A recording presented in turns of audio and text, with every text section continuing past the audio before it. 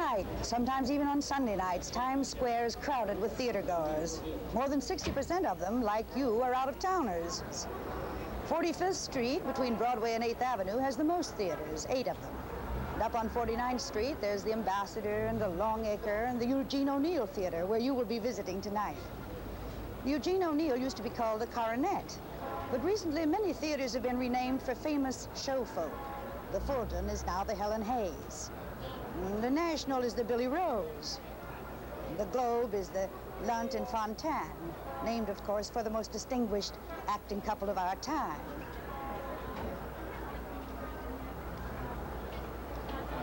And as we'd said before, the Coronet is the Eugene O'Neill.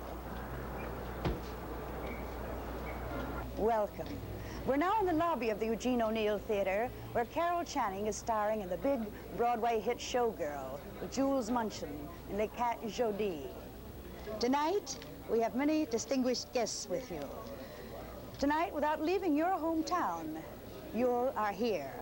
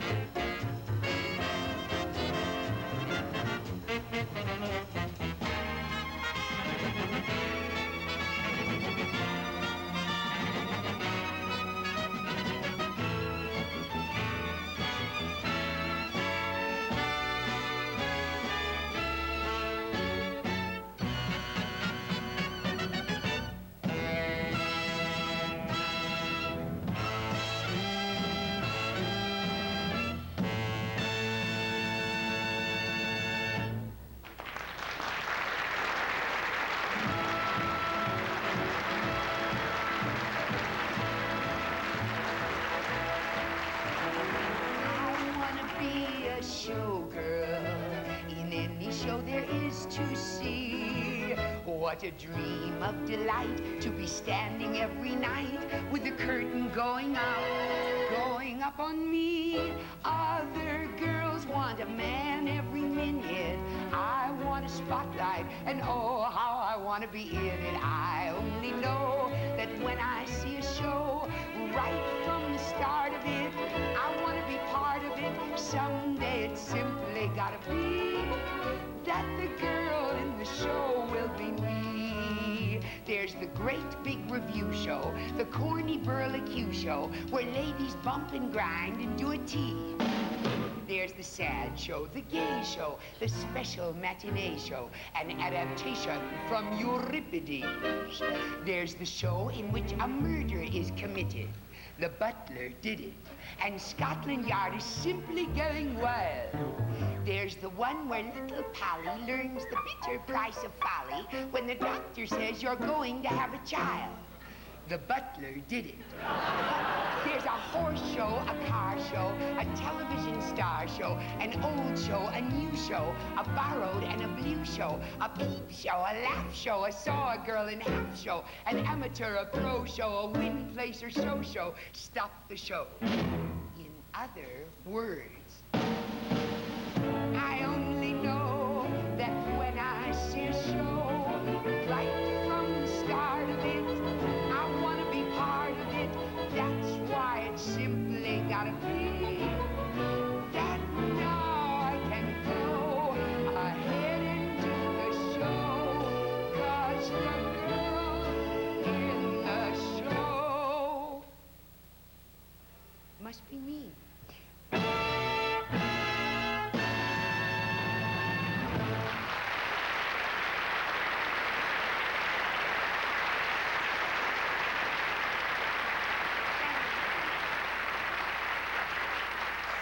Good evening. Ever since I was a little girl about so high, I've been dreaming about show business. Other little girls were dreaming about, getting married to Charles Lindbergh, or dancing with the Prince of Wales, or taking a ride in the Graf Zeppelin. But I just sat there like a fool, dreaming about show business.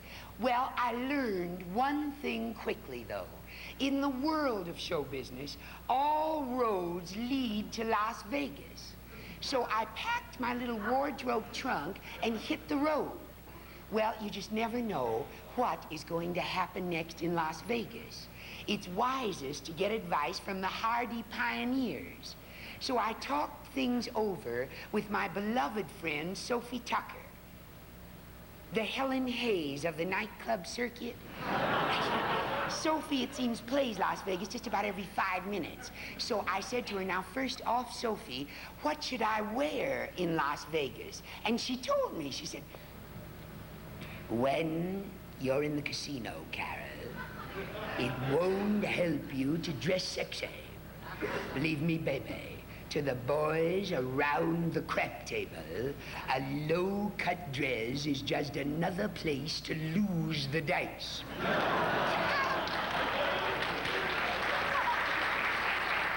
I said, lose the dice down the front of your dress? Did that ever happen to you, Miss Tucker? Are you kidding? I not only lost a pair of dice, but I lost the stick man who tried to get them out. Then she told me, Miss Tucker, that her main worry this year was about what she calls this foreign invasion in Las Vegas. She said that the little nude cuties from Paris, you know, the little ones with no clothes on. Yes, you do. Yeah, well, she said that they were there and that they had made this great big hit, and therefore she, Sophie, had come to a big decision. She was going to give the public what it wants. I said, Sophie, you just don't mean to say that you are going to...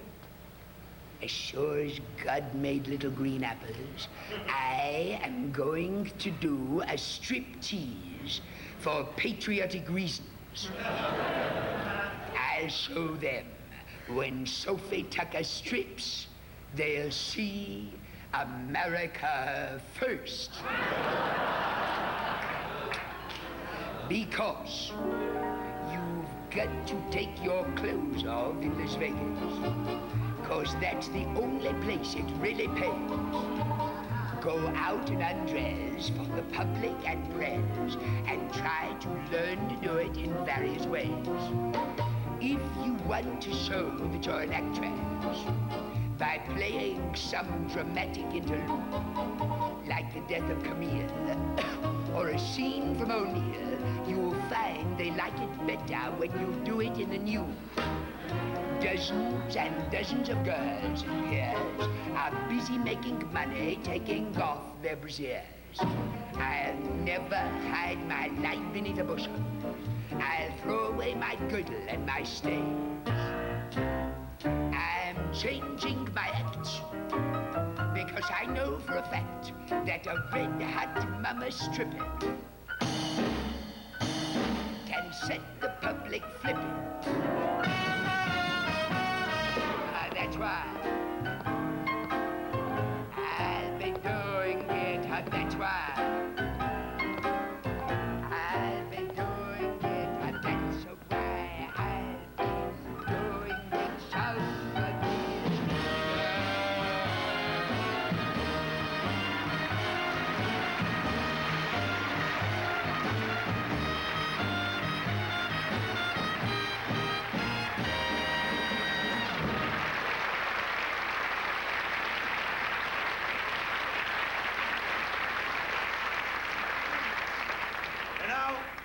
since I was a little boy about so high, I've been dreaming about going to the theater. Other little boys were dreaming about getting married to Billy Dove, or dancing with Mrs. Vernon Castle, or taking a ride on the Albany Night Boat. But I just sat there like a fool dreaming about going to the theater. Well, now that I am a big boy, I have managed to secure, at a tremendous financial outlay, 2 theater tickets for tonight in row F on the aisle. And, are you ready, Miss Channing? I'm ready for anything, Mr. Munchin, if it's what I think it is. It's the same place and the same time. We go to the theater at least once a week, but couldn't care less what we see. To us, it's the same, just as long as the name of the theater we go to can be. The London Fontaine, the London Fontaine. It's heaven to go there and share a divan. The seats are so soft that you sink in the nap.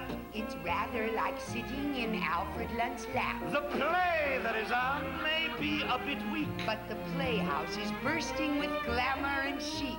it's so much fun to be one of the clan down in front at the London Fontaine.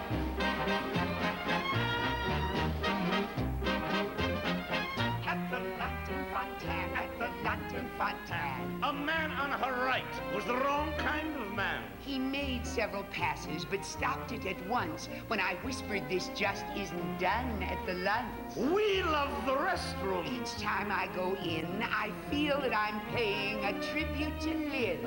If you're a genuine theater fan, get your broker to hunt for a pair down in front at the London Fontaine.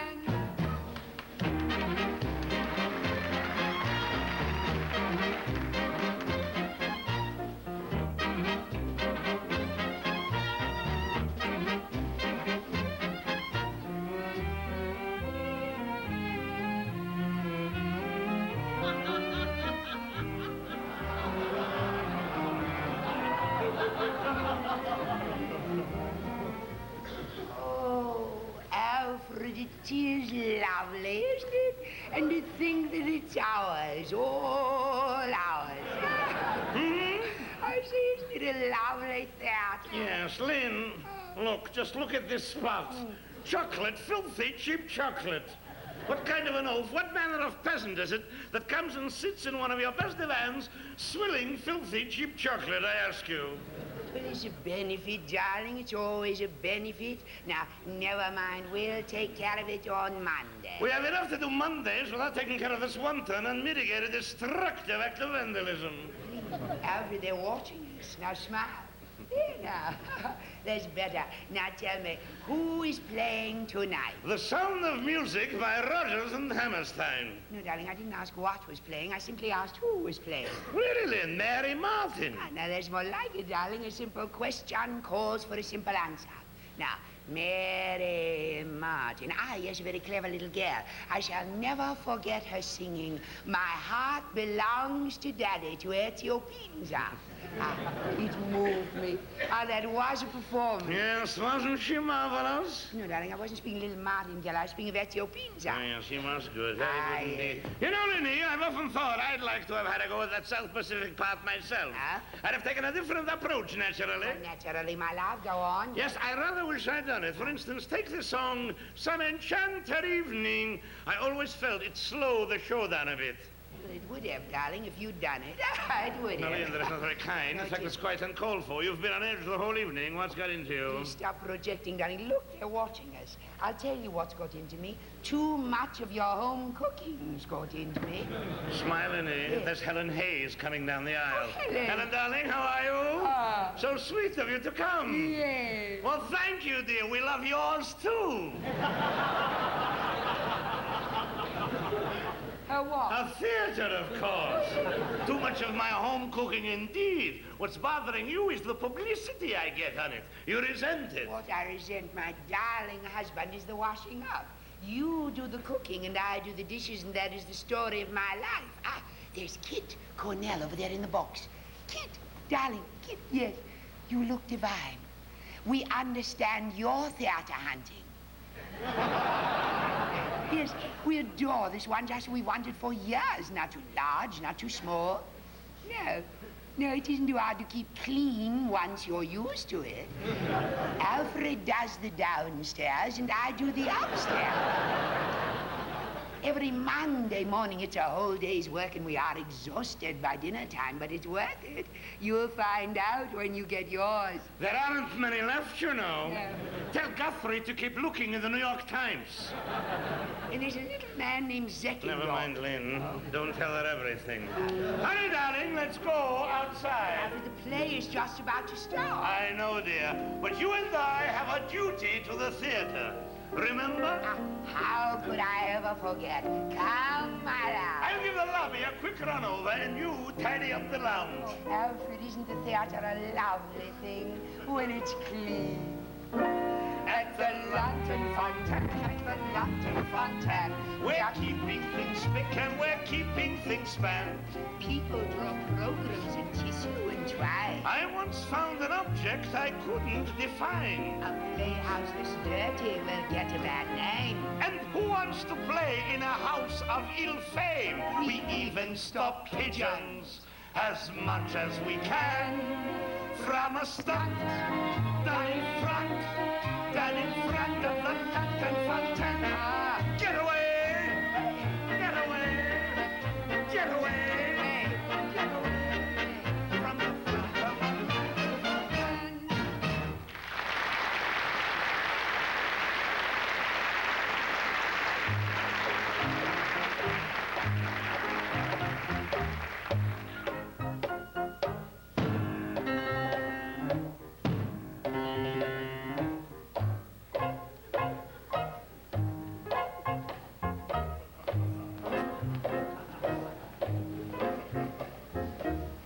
I had a man named Calypso Pete.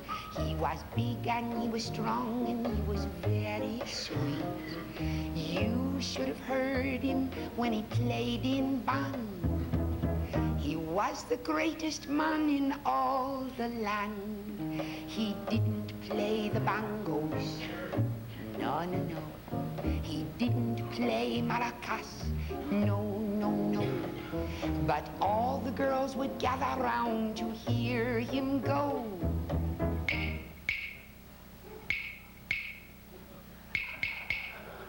I made a very happy home for him. And after work we'd sit and have a drink of gin. There never was a man who was as good as Pete. He played all night and never missed a beat.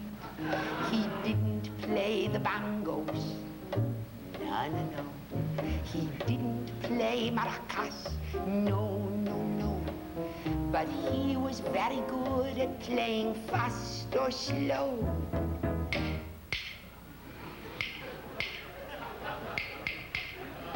North or south,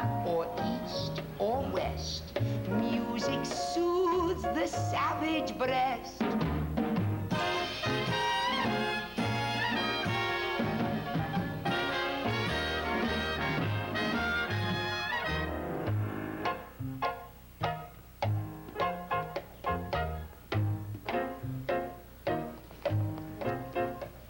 It's a law of nature, and I don't know why, but nearly every man has got a roving eye.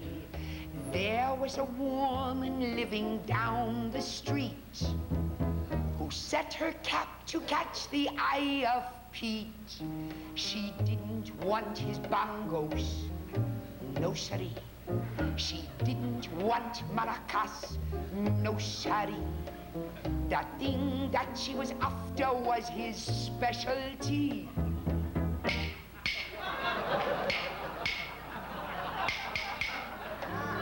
Evil woman, always can make a monkey out of man.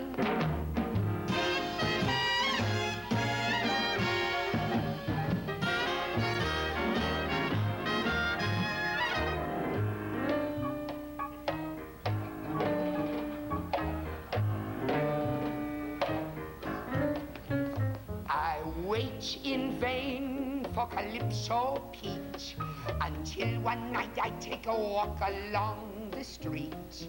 From a certain woman's house there comes to me a sound of great familiarity. Could it be the bongos? No, no, wrong. Could it be maracas? Also wrong. To me it was a version of love's old sweet song.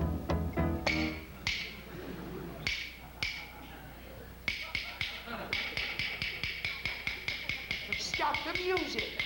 A man who too-tight, not so bright. Jealous woman, dynamite.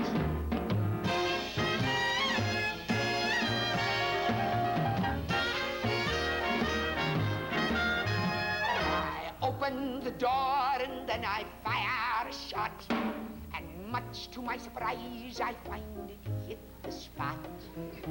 Now I'm alone and yet it's nice to know Calypso Pete is playing down below. I never miss the bongos, no, no, no. I never miss maracas, no, no, no. But sometimes in the evening, when the lights are low,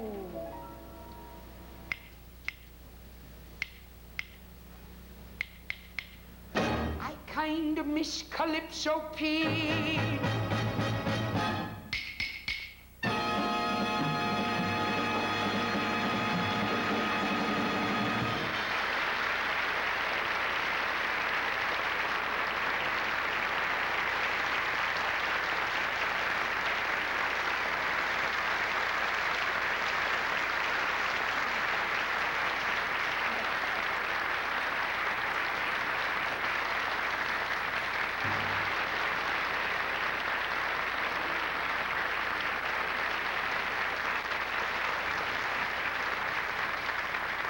The motion picture industry in these troubled times has been turning more and more to the Bible as a source of story material.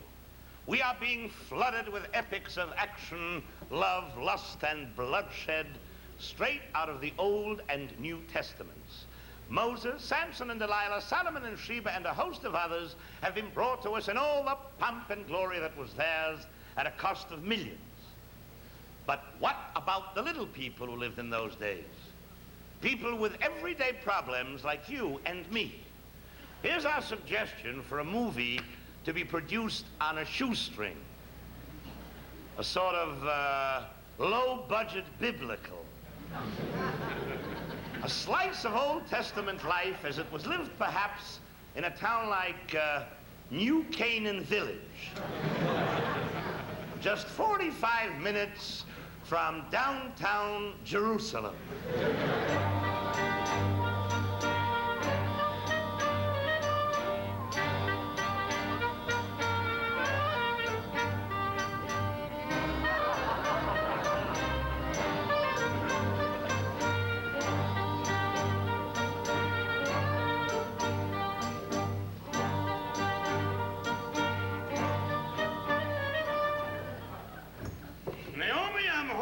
the flock market. Had a good day. Flocks are looking mighty sheepish, let me tell you. What are you looking at? Oh, hello, Elijah. I'm just looking at the neighbors. I'm watching the Noahs. Again? Oh, I just got the mail. Nothing. Just good hovel keeping and better huts and vineyards.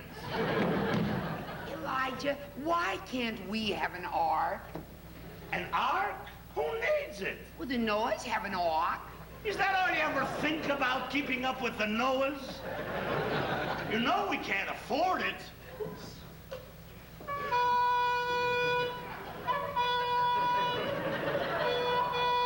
He gives her everything. Noah is 600 years old. But I've been in business that long, I'll buy you 2 arks. But I don't want to wait 500 years. You waited this long, you can wait another 500 years. Honey, be reasonable. We've got a beautiful split-level hovel here at Old Testament Estates. I just bought you a brand new, genuine mountain goat stove. Weekends in Sodom, summers in Gomorrah. Besides, Naomi, we got a boat. Yeah, a boat. Oh, it may not be 500 cubits long and 50 cubits wide, but it gets us where we're going. That fish trap. That's just what it's for, trapping fish. Now, an ark. An ark can seat 8 people and 2 of every kind of animal there is. 2 of every kind of animal there is. Naomi, there's just you and me and the kids. And suppose we add 2 elephants? 2 elephants? And we wanted to go to Aunt Sarah's overnight, then what? I get an elephant, sir. What do you think? Shekels grow on trees. I'm just plain Elijah, son of Samuel, son of Caleb, son of Amos, son of Esau, son of a gun. Will you stop with the ark? I'm ashamed to be seen in that old fish trap. Is that so? Well, I'd be ashamed to be seen in an ark. It's conspicuous consumption. You keep talking about what the Noahs have. I'll tell you what the Noahs have. Bad taste. And what about the flood? You know what they say about the flood. There'll be water everywhere, all over the land. Why, an ark would be practical. Honey, water will never replace land. Let me tell you something. It's all advertising to move arks. The manufacturers are turning out these floating zoos, and the public's not buying. And if there is a flood, why, we'll be the laughingstock of the neighborhood. I'd like to see Noah take his ark out in a real flood. He'd get stuck up on Mount Ararat and have to pay a fortune for the toll. It's just a fad. This year, Naomi, it's an ark. Next year, it'll be something else. Lige, do Naomi a favor. Just this one. I know what you're gonna say. Go down and test drive an ark. Please. Sheesh. Where do you park a thing like that? Just get behind the wheel of an ark, like they say, and try it. A little bubble. All right, if it'll make you happy, I'll go down and test drive it out this minute. How's that? You're a darling. You get the dinner. I'll roast the goat. Now, don't be long. I'll be back in an hour. I like that.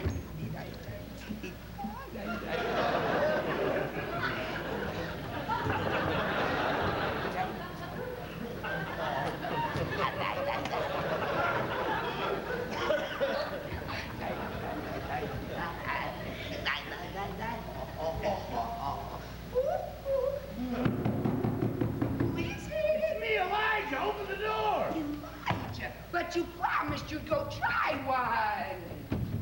I said I'm going and I will go. Just as soon as it stops raining.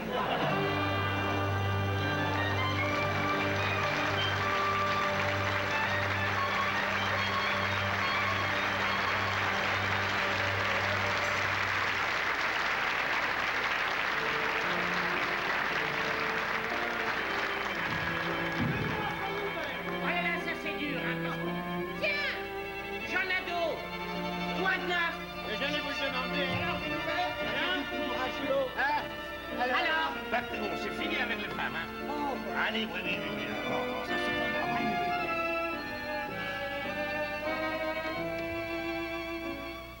oui. Où est la fille qu'on adore, hein? La belle de vieux Montparnasse. On la cherche les jours, on la cherche la nuit. Dans nos cœurs, elle a toujours sa place. Where's a girl who lived in Montparnasse? Montparnasse, Montparnasse. She was loved by all the neighbors, for her house was big and warm. She was loved and loved and loved and loved by men in uniform. I never will forget our first embrace. First embrace. First embrace. He kissed her oh so gently, then he softly murmured thanks. And she whispered, not at all, you owe me 7,000 francs. She was gentle and she was sweet, With a friendly eye for every guy who passed her on the street. and her figure was designed with quite a bit in front And quite a bit behind. She was such a part of Montparnasse, Montparnasse, Montparnasse. But when she said goodbye, we couldn't quite believe our ears. And on the day she left, we felt like bursting into tears. Now that we have lost her, we sigh and say, alas. It seems as if we've lost a little piece of Montparnasse. Quel dommage, hein? We searched through Montmartre, La rue de la Paix, de Luxembourg Garden, de Champs-Élysées. One day we spent an incredible hour climbing the stairs of the old Eiffel Tower. in sheer desperation and out of our wits. We peeped in the ladies' room at the Ritz. She was not there. No, sir. 2 years went by and our vigil was through. When suddenly, wham! Like a bolt from the blue. We found a girl who came from Montparnasse, Montparnasse, Montparnasse.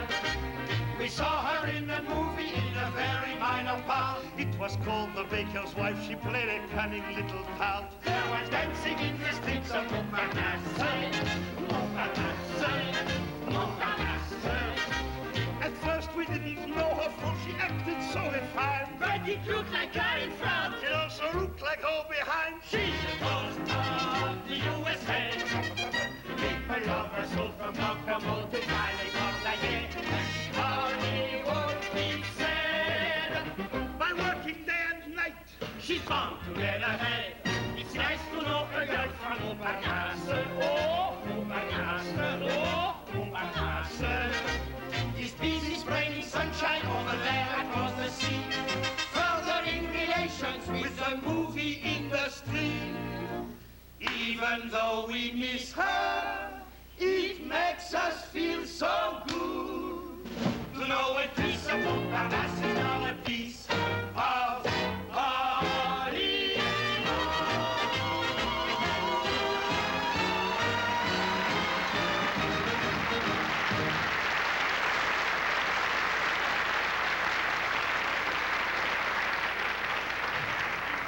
One of our great American institutions is the musical show. Back in the 20s, we called them musical comedies. They were filled with pretty girls, comedians, jokes, and snappy songs and dances. Just what the doctor ordered for the tired businessman. Today, though, we have a new and advanced form, the musical play. Now, these may not be very snappy, but they're significant. They handle subjects like death, miscegenation, and juvenile delinquency in a truly moving manner. Just what the doctor ordered for the tired nuclear physicist. But basically, you see, these two forms are pretty much the same. Most of them have an opening chorus, and then a love ballad, and then a big dance number. It's only the approach that's different.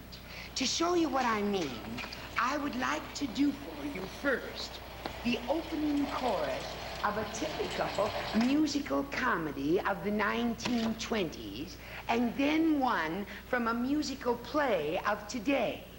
Now, here is the opening chorus from Come, Come, Clarissa, a smash Broadway musical hit of the late 20s. The curtain went up on a garden in Bronxville to reveal a chorus of 16 beautiful girls, 16, holding teacups and inviting the boys to join them in a little cup of tea. But that wasn't tea in those cups. No siree. It was hooch.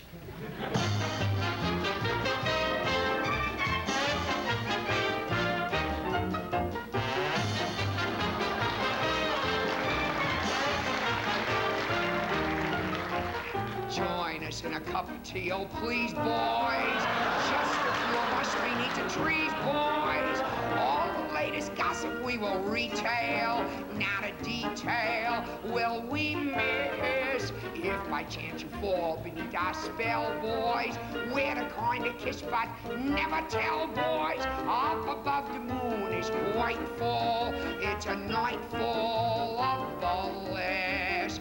Can't you see the light would be delightful? Sitting, sipping tea like this.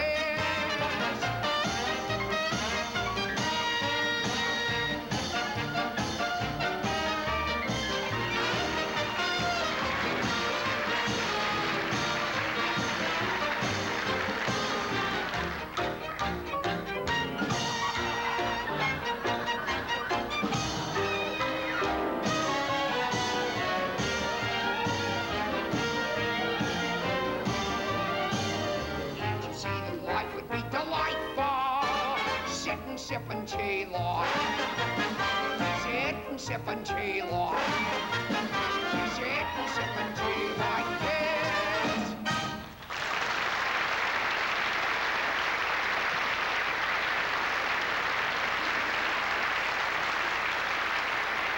Now for the opening chorus of Turbulent Waters, a current musicalization of the Johnstown flood. Now, this opening chorus doesn't literally open the show. What I mean is it's preceded by 25 or 30 minutes of plot and dialogue. This 25 or 30 minutes of plot and dialogue includes a suicide, a seduction, and a quilting bee. Then we come to the first musical number as the villagers, all dressed in black bombazine, gather in front of the local mortuary to sing This Is a Darned Fine Funeral.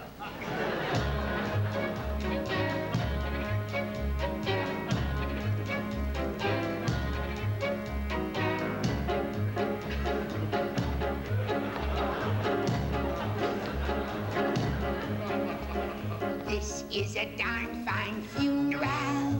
We've all had a darn fine time. The coffee and cake that they served at the wake was thoughtful and tasted sublime. Now that Aunt Bessie's gone to her maker, there ain't nothing more we can say. But this is a darn fine funeral. Yes, this is a darn fine day.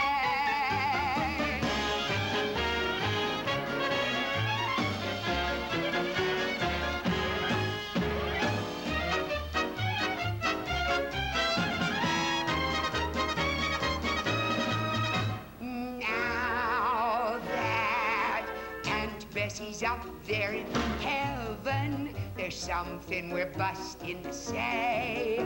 Oh, this is a darn fine funeral. Yes, this is a darn fine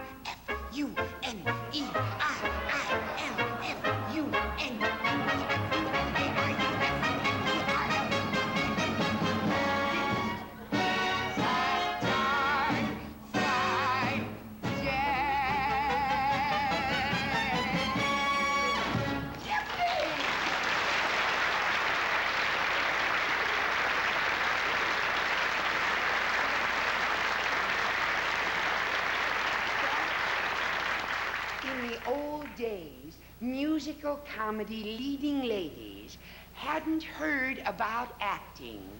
They never took a vocal lesson in their lives, and they didn't know a tourgitate from a hole in the ground. But they were cute.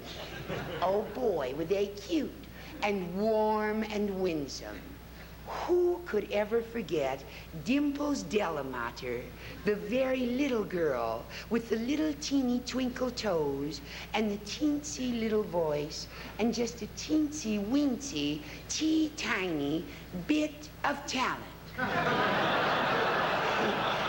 Singing in our teeny little weeny nest for two.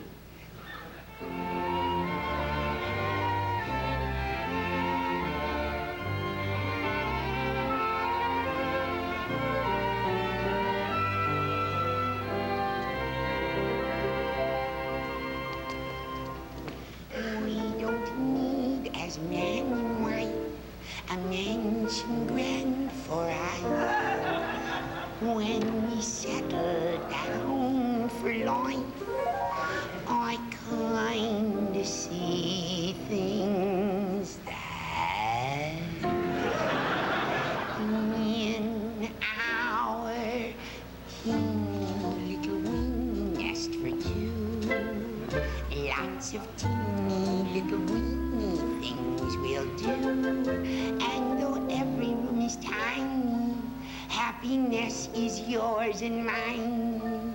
In our teeny little weeny nest for two, we will have a breakfast nookie just for two. And all the nicest things I'll cookie just for you. Cakes and muffins I will bakey, and my pie crust will be flaky. In our teeny little weeny rendezvous, every night we'll roam a little garden filled with tulips, and love will be at home in my heart, and I'll never search for new lips. I will sit upon your knees on the stairs as we hug and kiss and squeeze just like bears. And if soon we should be blessed with an eggsy in our nest, that would be the very best of luck for me and you. Like two bees, we'll keep on buzzing till we crowd an even dozen in our teeny little weeny nest for two.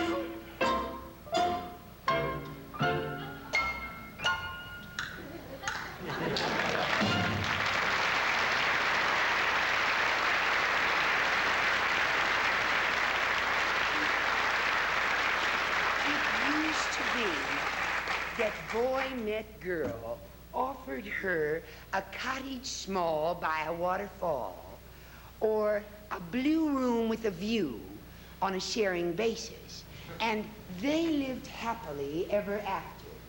Today, that would be much too obvious. We have the tortured type of love song. Boy still meets girl. They go to the same psychoanalyst. By the end of 2 tremendously long acts, they overcome their mental blocks and set out to share a life of misery together. Now, the music for this sort of show is usually written by a Middle European composer who is very sparing on melody. He's known to the trade as Monotone Mo.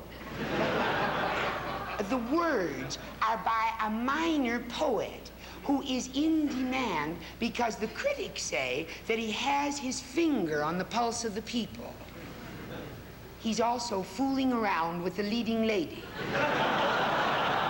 Now, Here is the title song from the recent smash Broadway musical tragedy, Love is a Sickness.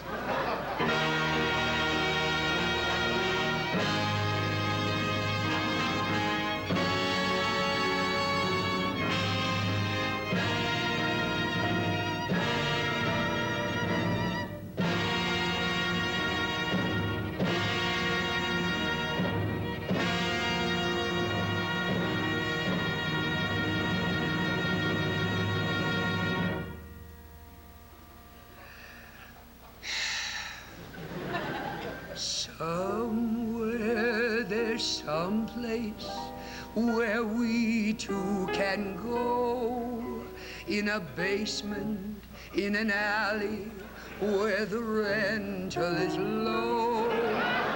You will discover before we are done that two hearts can be far more miserable than one. We'll carry on to the end of our rope as I take in washing and you peddle dope. Love is a sickness and love is a curse. We've got it bad and it's going to get worse. I need a doctor and you need a nurse, 'cause we've got it bad and it's going to get worse.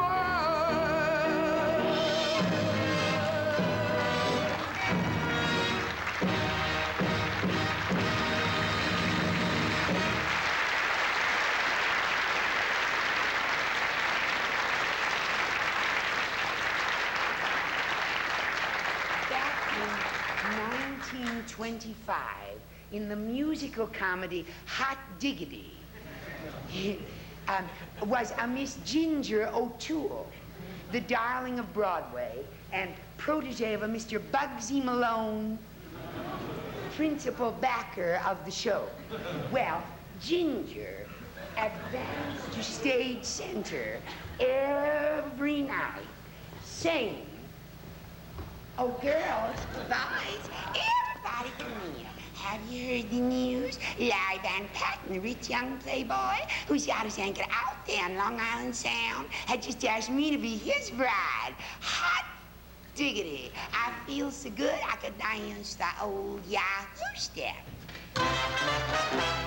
Down on the left foot, down on the right. Swing out your elbows, get in the fight. Follow the new step, doing the old Yahoo step. Come on, you snappers, do your loop. Come on, you sheiks, we're raising the roof. Sing out as you step, doing the old Yahoo step.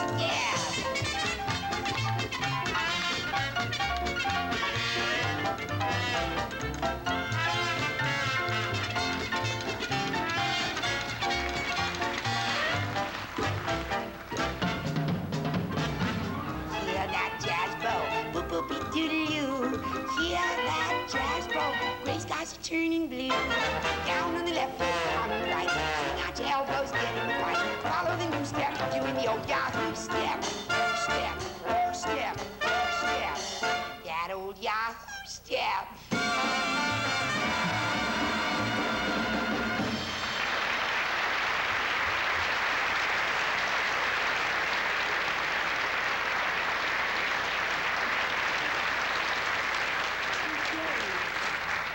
Today, nearly every musical has a grim dance number.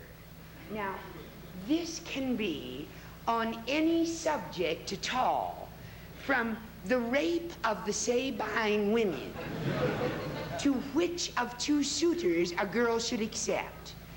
This dance number eliminates about 16 pages of dialogue and is very much in favor with the director of the show, who is a big choreographer.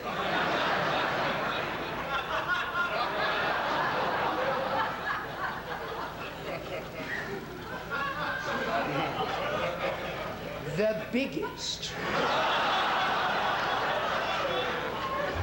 Now, this is his number.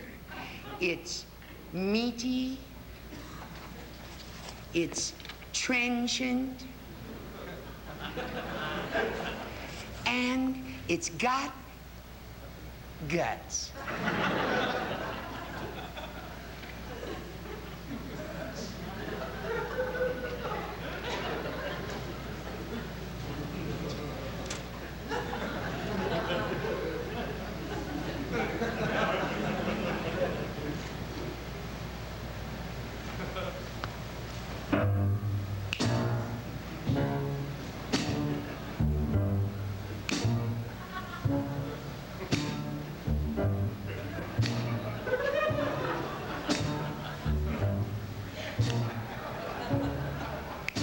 I'm a cat, I'm a kook, and I'm cooler than a cucumber.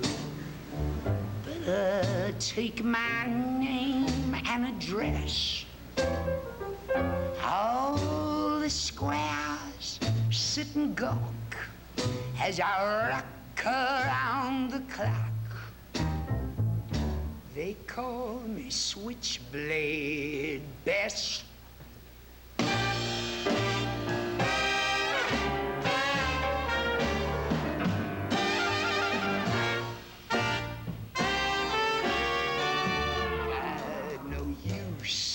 For a Frank or a juvenile delinquent, saving my love more or less till I come face to face with a man from outer space who's looking for his switchblade best. To talk a new kind of lingo. Lord knows what it means, but man, I'm flying away up high in my sweet little Alice blue jeans. Learn to walk with a slouch, snap your fingers as you crouch. Make yourself look like a mess. You too can be a true facsimile, what they call a beatnik, courage with a heatnik. Just like little switchblade Bess.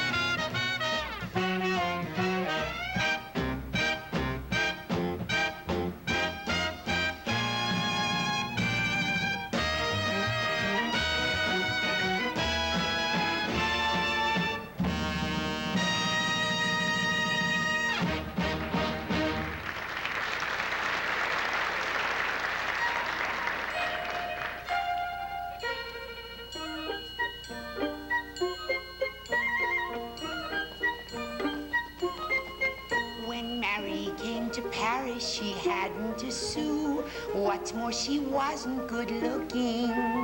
But shortly Mary had the whole of Paris in a stew which was due to her cooking. For Mary could fry, Mary could bake, Mary had a way with a layer cake, and men for miles would race for a taste of her bouillabaisse, singing, Sweet Marie, petite Marie, we line up and wait in the street, Marie, for nothing could ever replace the magical, mystical, characteristical taste of your bouillabaisse.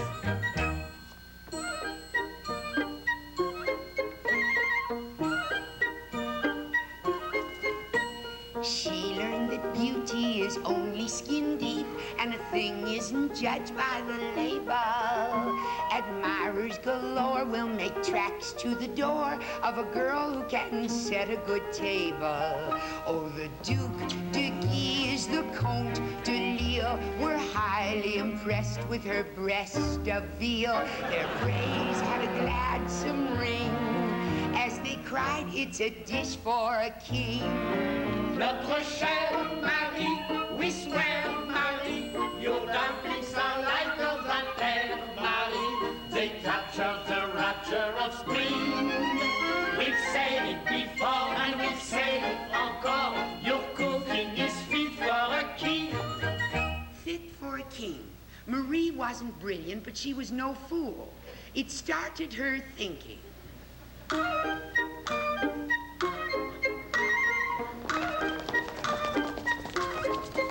Every day I get up at 4:30, go to the market, haggle over the price of épinards, Spinach. and haricots verts. Green beans. I buy a plump young fowl, take it home, plug the feathers, wash it, eviscerate it, rub it in salt, add some in garlic, saute in the brown, cut up green beans, throw in a few mushrooms, and pop it in the cocotte. Casserole. Simmer in 1½ cups of vin ordinaire.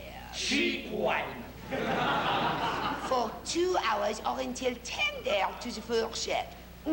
Fork. Then I serve it, together with mixed green salad and the rest of the vin ordinaire, to my gentlemen friends. Tout cela pour rien. All this for free. Crazy Mary's asked me, all day long over a hot stove, and it's fit for a king. Fit for a king. On to Versailles.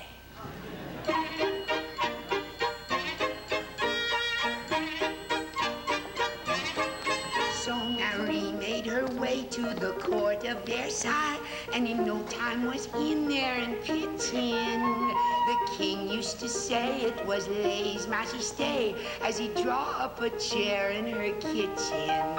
She'd bake for him, she'd fry for him, she'd steam up a nightingale pie for him, a ham, a lamb, a goose. Her oven was always in use. For a girl of today, it's clear to see, can learn if she studies the life of Mary, a lesson that isn't in books. By using her being, she can live like a queen Without having to pay in the usual way. as long as she knows, Which way the wind blows, as long as she knows what moves.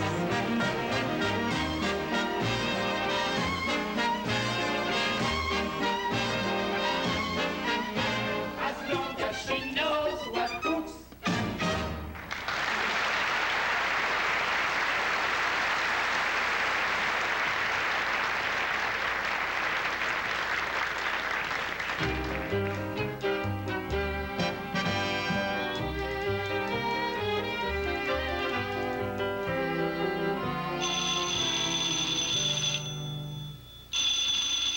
Hello, S. Eureka presents. This is Mr. S. Eureka, the impresario, speaking. Dallas Civic Auditorium? How do you do? You want dancers? I got all kinds of dancers. I got Marseille, I got Bolshoi, I got Indonesian, I got Harvest Moon Bowl champions. How about Uzbek dancers? There's something new. I just got them in. Uzbek. $1,000. Right, $1,000 a dozen. That'll be 3.5 dozen Uzbek dancers. Right. What? Is it culture? That's all I carry. 100% genuine imported culture. I've got Stravinsky out in Denver. The Kabukis playing Boston. The ballet Africans I hear are wearing bras in Boston. Rubinstein is killing them in Muncie, Indiana. And Tabaldi's singing Tosca in a bathhouse in Savannah. I've got Traudel in Seattle. The Traps in New Orleans. Iglesias in Paducah. And Balanchines in Queens. All across the country, one name's become the sign of culture to the public, and it's mine, mine, mine.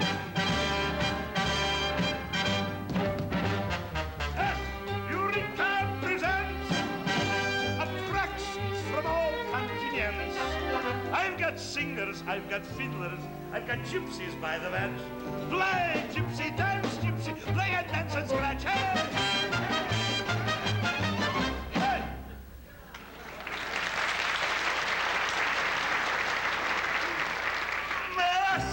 Eureka presents the public. I spare no expense. The world owes me a debt that it never can repay, just for inventing the classical ballet. It was St. Petersburg. Pavlova was the leading foot dancer of the Imperial Company. At that time, all dancing in Russia was done on the whole foot.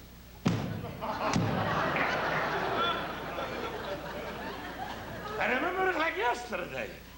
I said to Pavlova, Anichka, is there nothing more to life than foot dancing? What would happen with you dancing only on your toes? On my toes, Eureka chick? What a wonderful idea. Ooh. Ooh, how exquisite it feels. Ooh. But tell me, maestro, how does it happen that when I let go, I fall down? Pavlovichka, you must think lovely thoughts. Lovely thoughts? Black bread, herring, borscht, pirozhik, Vulda-Festoria, Miami Beach. Thank you, maestro. You're welcome, Pavlovichka. Now you must practice, practice, practice. And that is how I discovered the most divine of the arts and also the world's fastest way to lose money. And that's the truth. My hands are clean and my heart is pure. Now, I wouldn't tell you I invented opera. Opera I didn't invent. But Italian tenors I invented. It was a night in Naples. It was a night like all other nights, except I was there. There was a knock on the door, and in walked a chubby little Neapolitan. And he said to me in a beautiful bel canto voice, "Hey, Mr. Giurichi."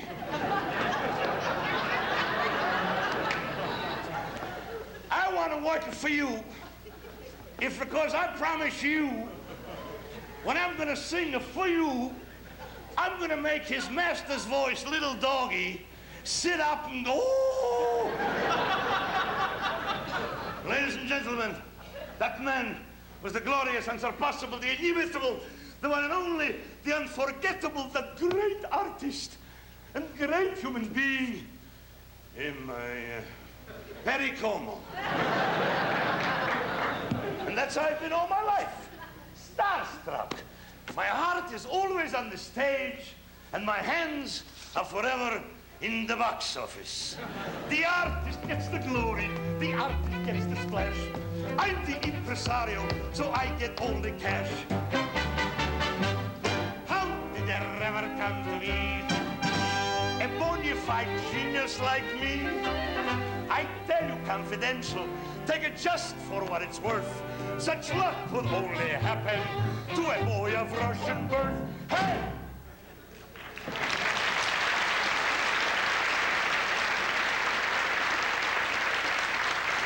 It will never happen to you, Ed Sullivan. Who knows what goes on between the toes of a ballerina? Within the breast of a coloratura, beneath the kilt of a Coldstream Guard. I know. I've been there. I've been everywhere. What times and what cities? Paris, Rome, Wien, Barcelona, Sofia, Cincinnati. What times and what artists? Escudero, who I discovered. Oh boy, there was a clapping fool. Hold up, old television. Tetrazzini. She was no chicken, let me tell you. Gwen Clyburn. Gwen Clyburn who slipped through my fingers. To me, sounds like Jose Melis. I have taken the greatest names in arts and music, and I have made an initial for myself. S. And today that initial proudly stands for...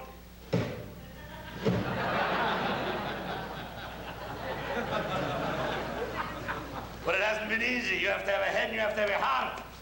So you can get headaches and heartburns. It's not all champagne and caviar. No, sariba.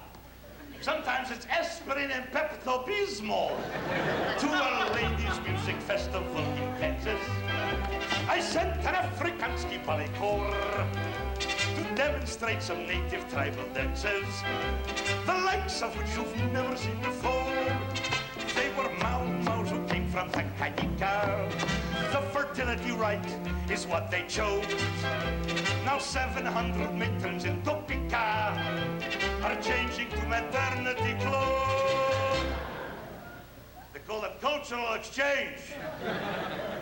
Boy, oh boy, oh boy, fiddlers, crooners, hoofers, the ingratitude of these people. What, you got a crystal set on your head there? You listening to an opera or something? Don't go away, I'll show you something. Trouble, sit there. There's police outside. Stay there. See this? Stokowski's contact. With those two beautiful hands, he tore it up right before my eyes. I never forget that day. He walked in that door, put his two beautiful hands on my face, kissed me on the forehead and said, "Yurigachik, bing, I am leaving your management. You have booked me for the last time at Carnegie Hall, the Academy of Music in Philadelphia, and all those one-night stands." And with that, he patted my cheek, pinched my secretary, whoopsie, and walked out that door and waved goodbye. With those two beautiful hands, they should fall off. Eureka presents, I'm the creme de la creme of all managements. Before you sign with someone, be sure you take a look. If it isn't a Eureka, it's a crook. My artists may desert me, I don't expect their thanks, as long as I'm remembered at the Chase Manhattan's banks. As Eureka presents colossal artistic events, I've put Wagner on at Minsky's in a most unusual way. I've put orgies on at Town Hall, and I've done it twice a day. But the act that has no equal and that never fails to pay is the actore Shurika. Boots on every day.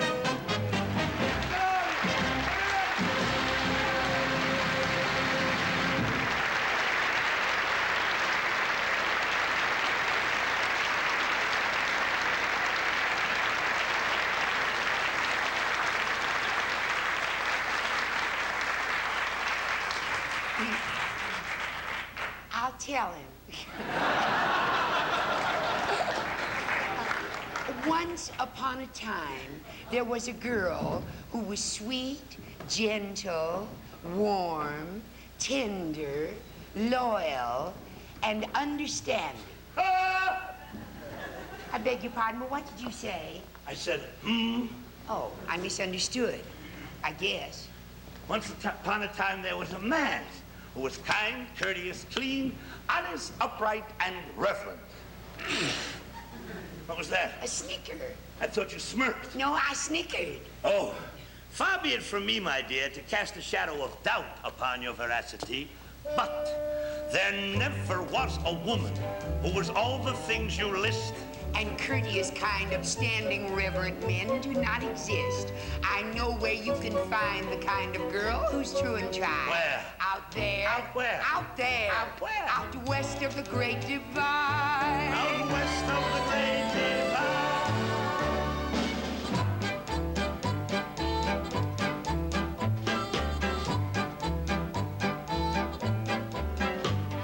Stranger, you are looking at a girl who's sweet, virtuous, warm, tender, loyal, and understanding. So you just watch your step. I used to work in Fresno in a bar they call Last Chance. I did a hoochie-coochie, interpretive like dance. A dozen men went crazy. I guess I drove them mad. They called me Little Fresno Fan, the girl that can't be had. The girl that can't be had?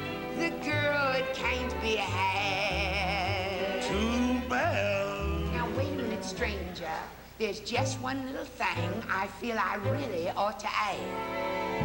If I was the sort of girl that cared for pretty things like diamonds and emeralds and little ruby rings, and you was to give them to me, do you know what I'd do?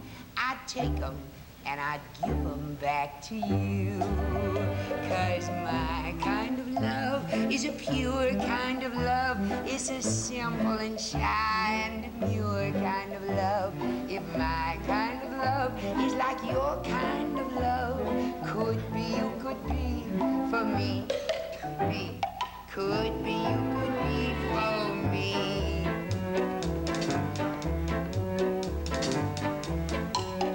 Shot a man in Phoenix, and I've been known to sign my name on checks for certain sums that weren't strictly mine. Alive or dead, I'm wanted in Boise, Idaho. In me, you see a rolling stone that's always on the go. This always on the go? That's always on the go. But did you ever stop to thank, miss? Thank what? That evil is only skin deep. That's so.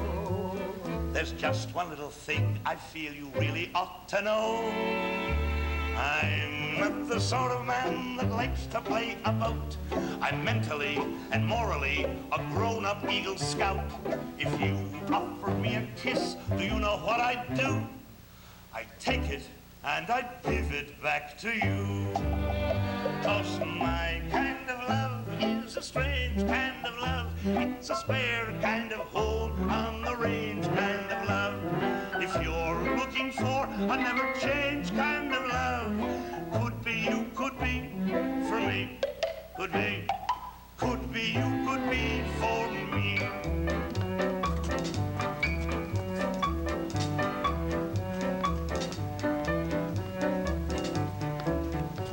I never danced in Fresno. And I'm not on the run. I didn't drive men crazy. I can't even load a gun. I'm also not a forger. A fact for which I'm glad. And it's nice to know that you are not a girl that can't be had. Oh, but that part is true.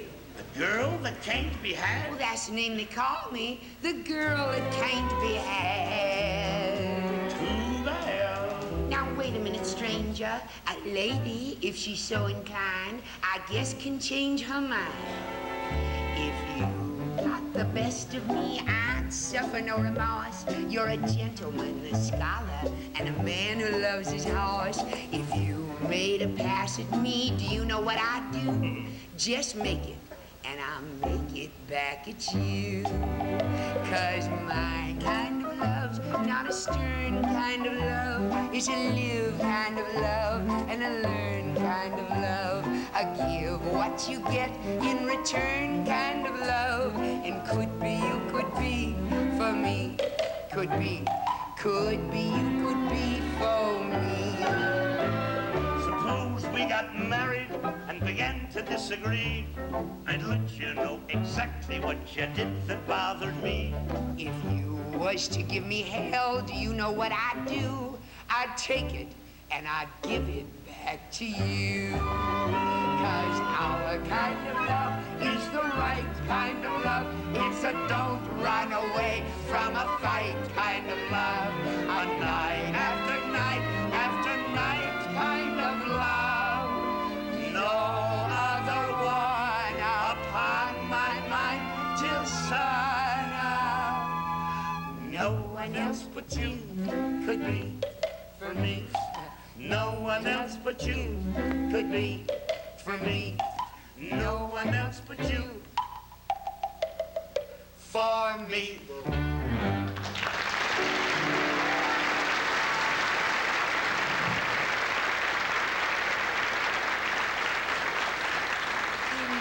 In Hollywood, fame is a fleeting thing, to coin a phrase.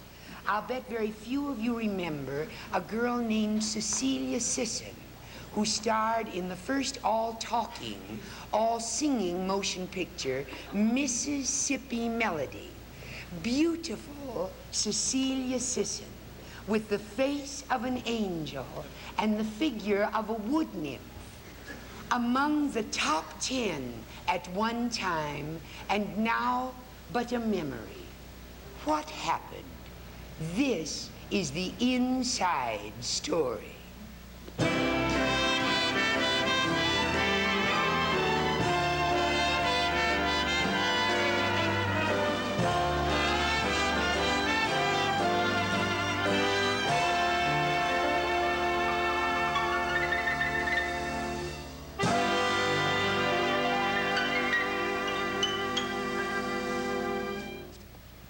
My name is Cecilia Sisson. S-I-S-S-O-N. Sisson.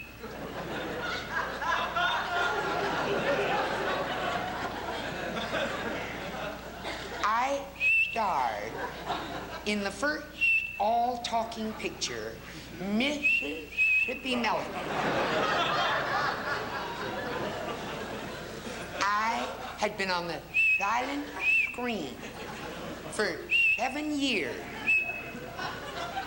and had worked with Wallace Beery, Buster Keaton, E. Aubrey Smith,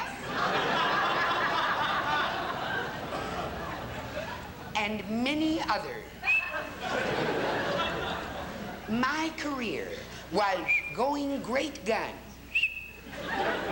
when suddenly something happened. Overnight, I hit the skid.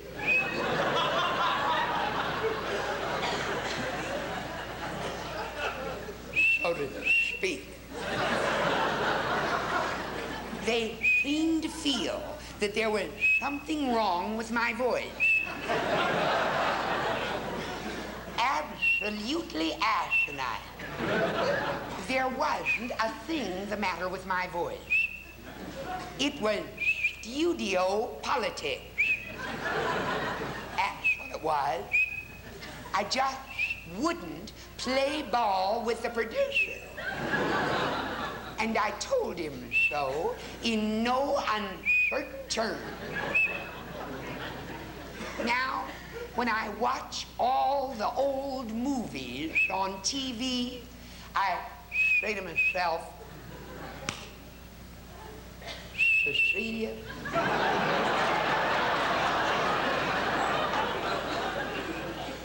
With your look and talent, you could have been one of the greatest stars today if you'd only been able to keep your big mouth shut.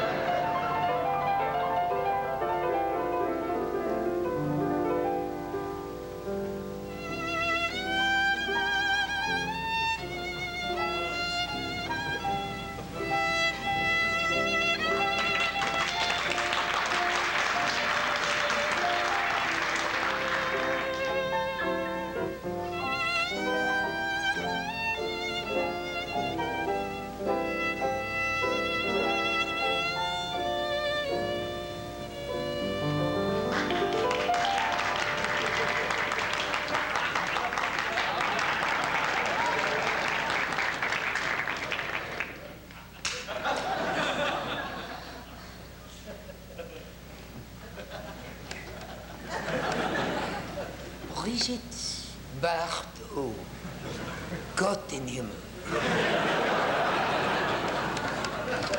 Gina Lolo Brigida. Anna Magnani. They clutch their breasts and heave their chests and act with sheer abandon. But don't you see, compared to me, they've not a leg to stand on.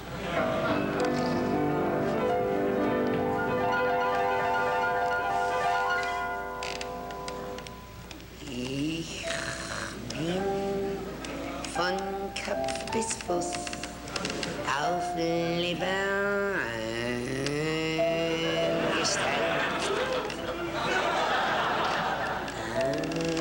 Das ist meine Welt und sonst gar nicht.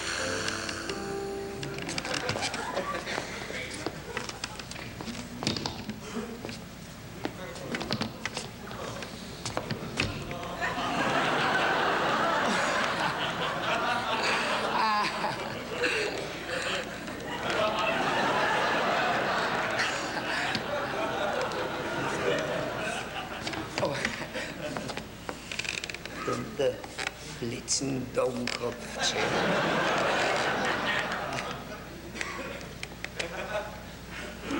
Das ist, was soll ich machen?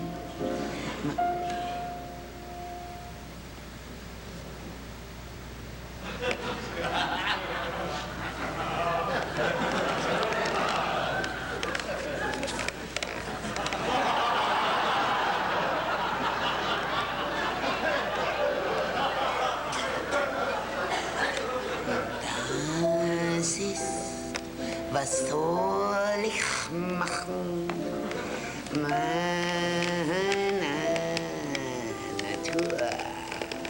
Ich kann halbe Leben nur und sonst gar nicht.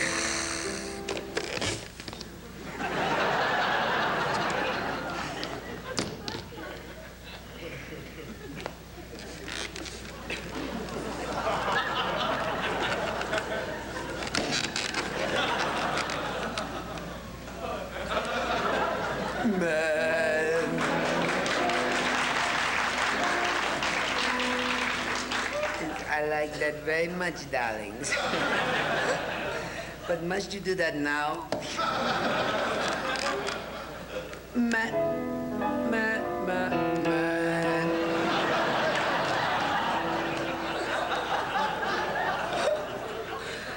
Dummkopf, piano player.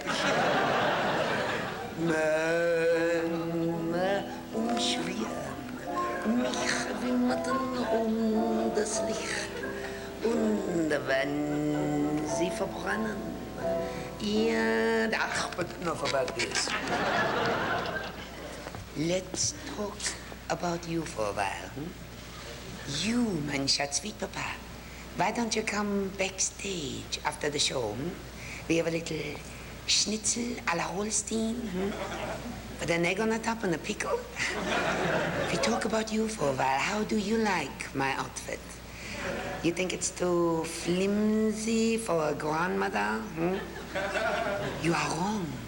If my grandmother had worn this outfit, she would have inherited my grandfather's pension 5 years sooner. Dann, das ist mein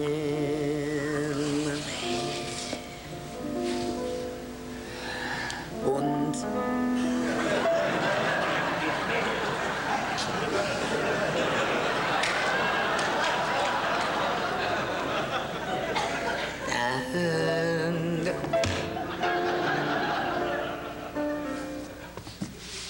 sonst gar nicht.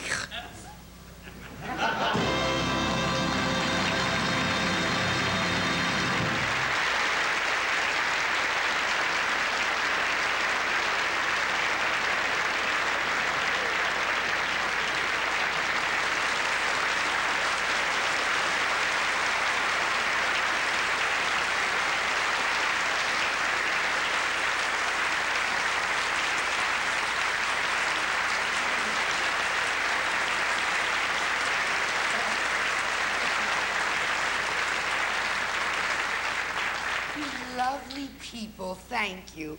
Like I told you, last summer I was in Paris for 3 days. And while I was there, I noticed that there were two kinds of popular dance rhythms. One was the good old Parisian rhythms like the Java. You know the Java? Well, it's the dance of the tough guys in the Montmartre. It goes like this.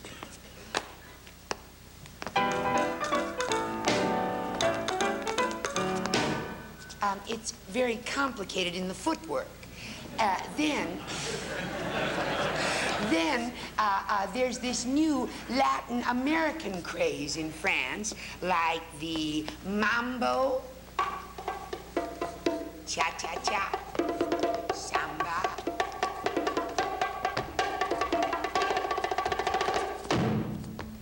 In this, it's the tilt of the head that's important. Well, our cat Jadis have combined these two dance rhythms in Mambo Java. I know it takes me a long time to make my point, but that was it.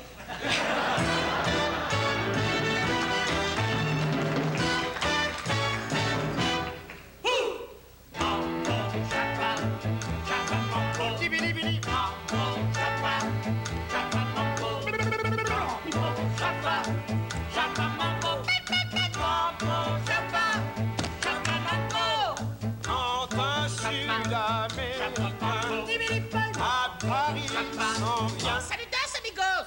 Si ton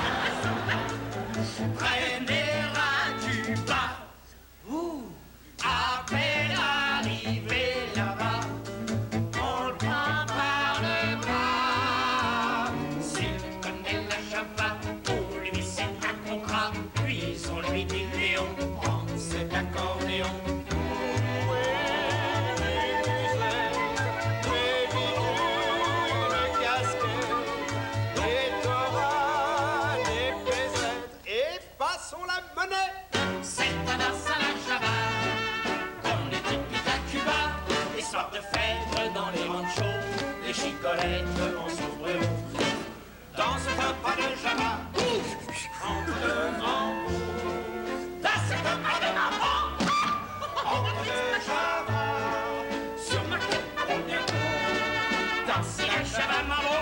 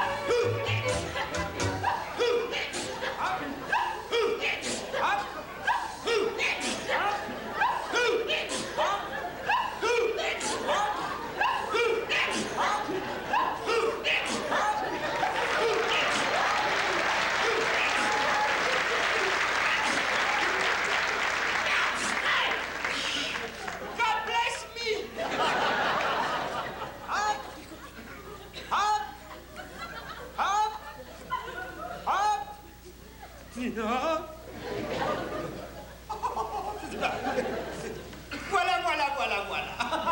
Et si nous passions la monnaie? Oui. C'est un sur la java, politique,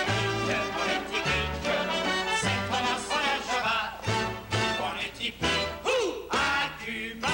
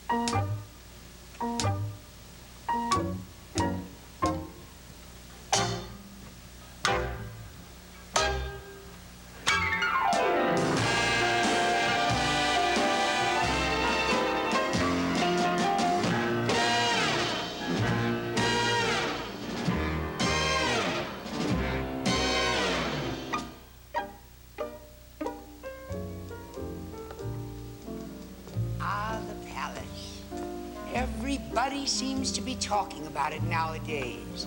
One of Irving Berlin's most immortal phrases is, "There's no business like show business." And certainly nothing represents show business more than the Palace Theater in New York. As George M. Cohan once said, "Listen, kid, you haven't lived until you played the Palace. It's like being wet without a wedding ring.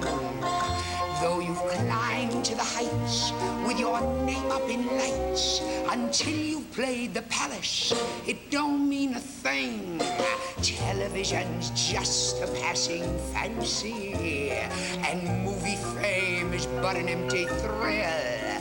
Though you're on top of the heap, you are only a creep until you've played the Palace at the bottom of the bill. One word of warning or you will be sunk. You gotta tell the people you were born in a trunk. Oh, you may be the darling of the critics and starring Noel Coward's latest play. On the stage you're a hit, but you still are illegit until you played the Palace, the dirty, drafty Palace, the Palace Theater on Old Broadway.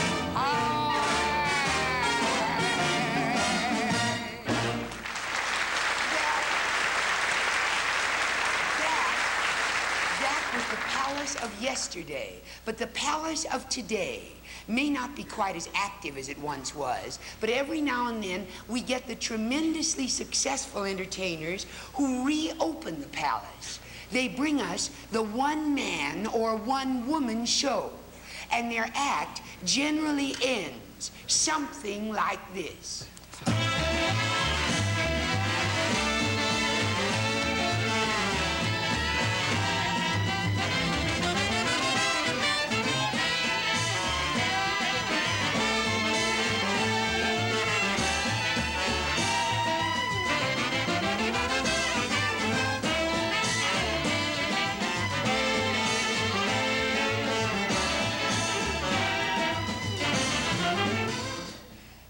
Dear friends,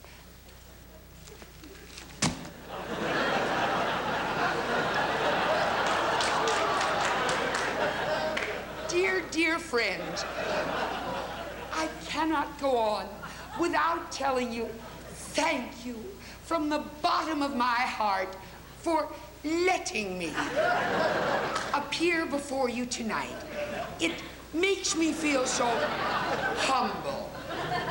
All during my 22 record-breaking weeks at the Palladium in London, England, where I was held over by popular demand, my 31 weeks at Monsignor's in Paris, France, where I was held over by Mr. Monsignor personally,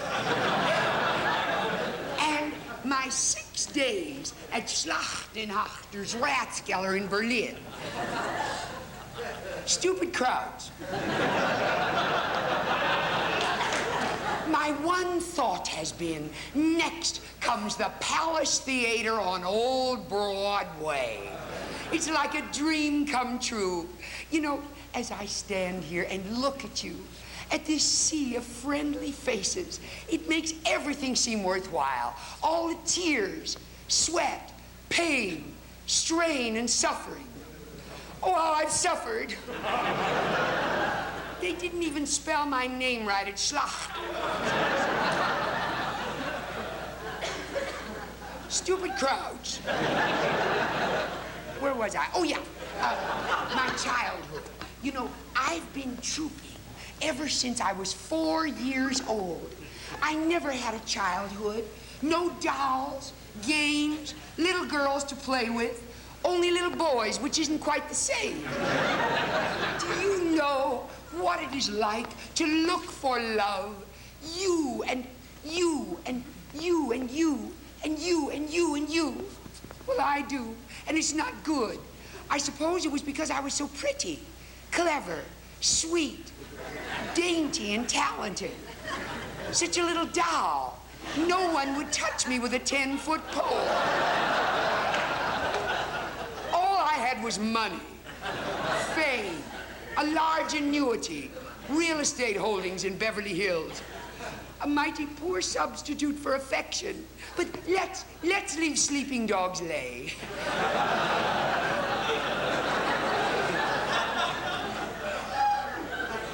Lie.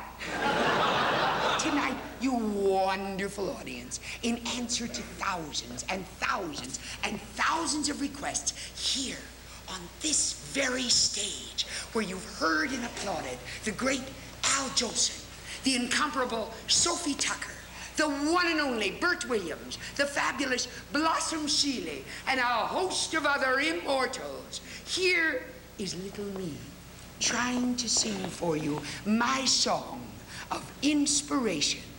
Somewhere there's a little bluebird. Hit it, boys.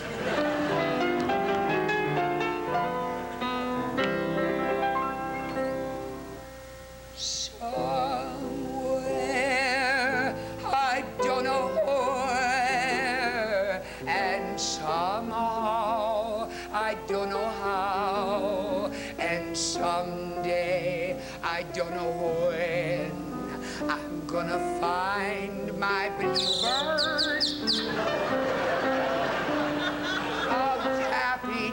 Again, something I don't know what in some way, I don't know which, but someone, I don't know who, has left me feeling mighty sad and blue.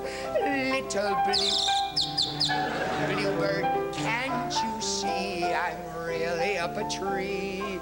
Won't you come to me and end this misery? Somewhere, when I know where, and somehow, when I know how, and someday, when I know when, I'm gonna find my little bluebird once again. Has your little bluebird maybe flown away from you? Do you feel you can't go on because someone has been untrue? Well, let me tell you frankly, and I know whereof I speak, that kind of thinking only shows that you have got a yellow streak. Face the world and fight it, and your broken heart will mend. Let a smile be your umbrella, and the storm will quickly end. Life's a bowl of cherries, and the best of it is free. And we know that only God can make a tree. And so, my friends, although your skies are looking dull and gray, the clouds will roll away. So please believe me when I say,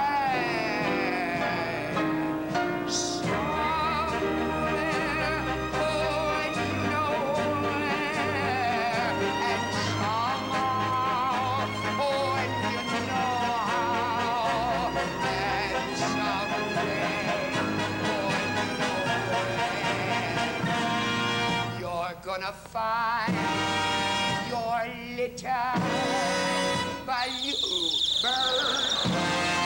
once again.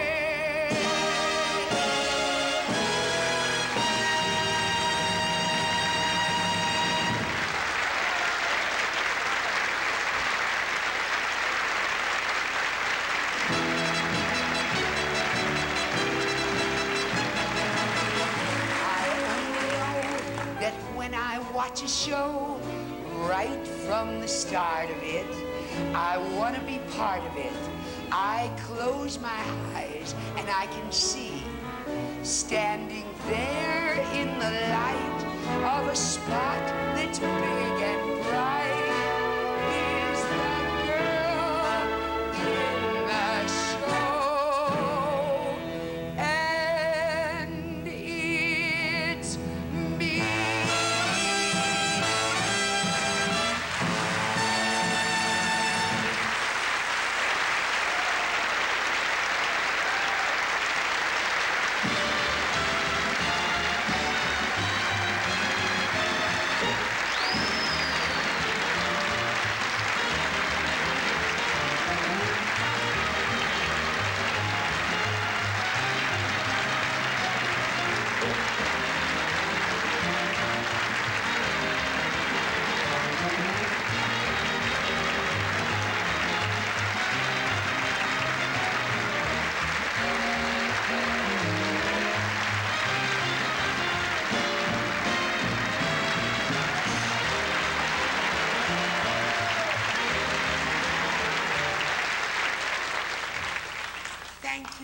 Dear people, I wanted to thank you and tell you how much it means to us up here to have you for our audience here in the Eugene O'Neill Theater, and also you who have put your little coins in the in your box. And you know, I wanted you to know that I see you here, and you know, it's so important that we've lived through this historic occasion together. Yes, isn't it? And I wanted you to know that, you see, what it is that Paramount Studios have embraced pay TV, and they now call themselves Telemeter. And Paramount decided it's a great honor to put our little show on pay TV as the very first Broadway show to be telecast, I mean not telecast, just telemetered live. Yes, yes, and so now this is the first one, so that no matter how good or bad we all were, or no matter what happened, it's still history.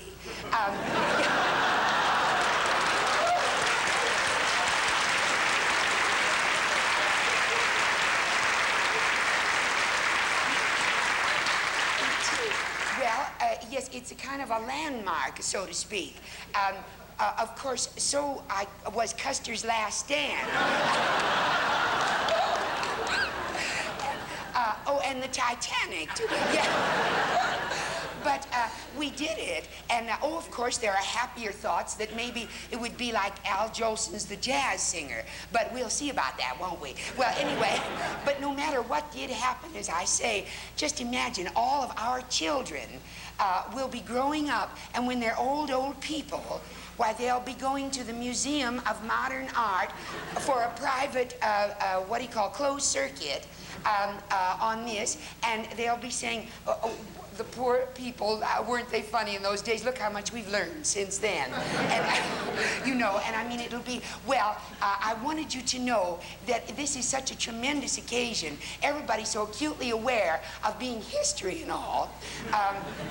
Yes, that we have in the audience, great big people. Well, Jean Dalrymple is the producer for Paramount Studios. She's a big Broadway producer, but Paramount has borrowed her to produce Broadway and launch it on television.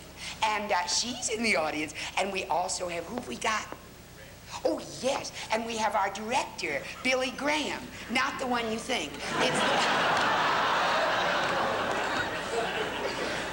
No, but I mean, we can use any help we can get. But...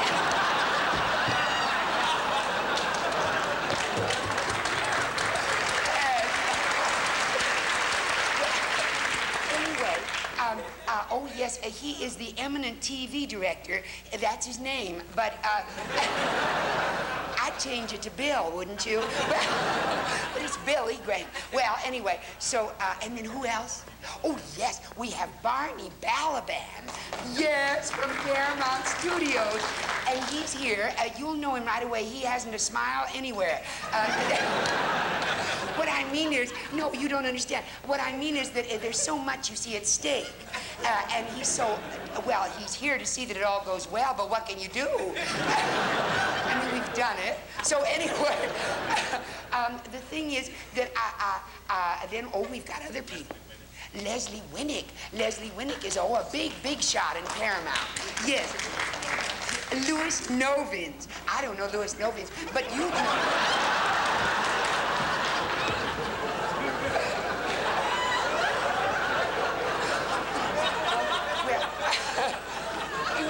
Paid $1. What did you pay? Well, anyway, what I mean to tell you is that when you look around, anyone you see that's absolutely ossified, that's Louis Novins, no doubt.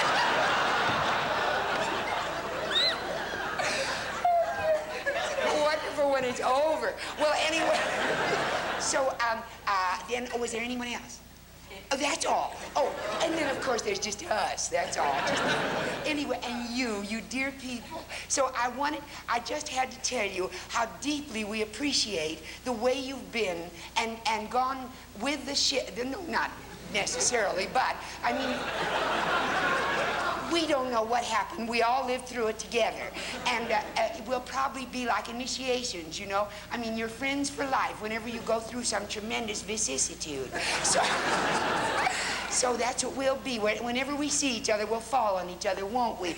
And I feel your waves of friendship and warmth through our telemeter machine. Yes. I do, and I wanted you to know it, and I wanted to thank you for being with us. And every time you smile, it makes me smile. And I just wanted you to know I felt that, yes. So, goodbye to all of you. And I know, again, it takes me a long time to make my point, but that was it.